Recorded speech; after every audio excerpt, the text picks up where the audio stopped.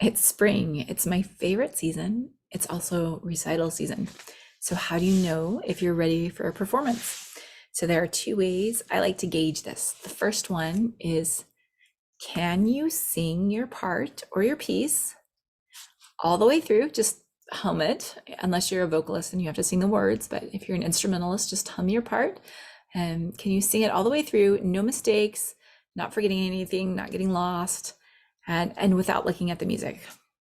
If you can't sing it all the way through, it's because you haven't practiced enough to know what it sounds like. You should have played it so many times that you cannot forget the melody ever. And so if you're approaching your recital date and you realize that you don't know the piece as well as you should, you find a recording or more than one recording on YouTube of somebody playing it, and then you just listen on loop as often as you can, and then you practice more. And when you practice, you should be hearing, it should sound the way you want it to sound. It should sound like the recordings you hear online. Sometimes there's a discrepancy, and it's usually because the student is playing so slow or having a lot of rhythm mistakes, and so if you're playing it differently every time, that's why it's not going in your head. So you want to make sure that that you're playing it correctly, playing it often. The second way is, can you make a recording, and a recording that you would be happy sharing with the world?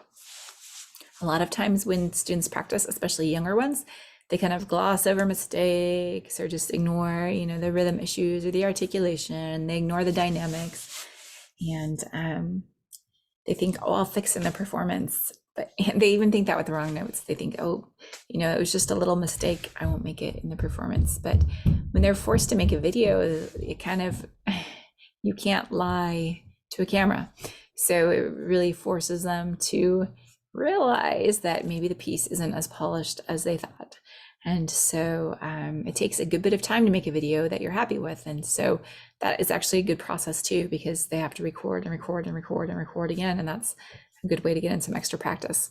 But then when they've made the video, they get to watch and listen. And it's important to watch, because sometimes we do things with our bodies that we're not always aware of. And there was one time I was trying to release tension while I was playing. So I kind of started doing this like weird twisting, bobbing thing while I was playing, just to kind of keep the tension out. But I had done it so much that I kind of became second nature, and I hadn't realized. And then I saw a recording of myself and I thought, oh my goodness, what am I doing? So that's always helpful.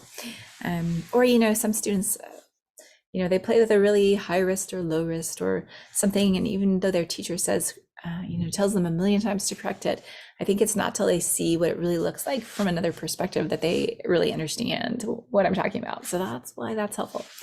And then they get to listen, and does the piece sound like they want it to sound? Does it sound like other recordings they've heard?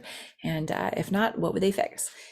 So usually, if I have a recital I'm preparing that's like an hour of pretty tough music, I'll try to make a video of all the pieces before, just because, the same reasons. Sometimes I'm not always hearing everything from my perspective. And I want to make sure it sounds the way I think it does. And so for that level of music, usually, I'll start probably 2 months before my performance date, if not a little earlier. I'm just making sure that I've got everything the way I want it. If I'm just doing like one piece, then, maybe a month or 2 weeks, even depending on the difficulty. That's when I'll start making the video. And the thing is that it always, always, always, always takes longer than you think it will to make a video. It always does. So if you say, I need this video in by the weekend, and they wait till Sunday night, then it might be too late, because most people are not happy with the first take or the first 5 takes.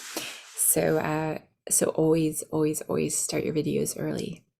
All right, those are my 2 main tips for performance preparation. Let me know if you have any to share.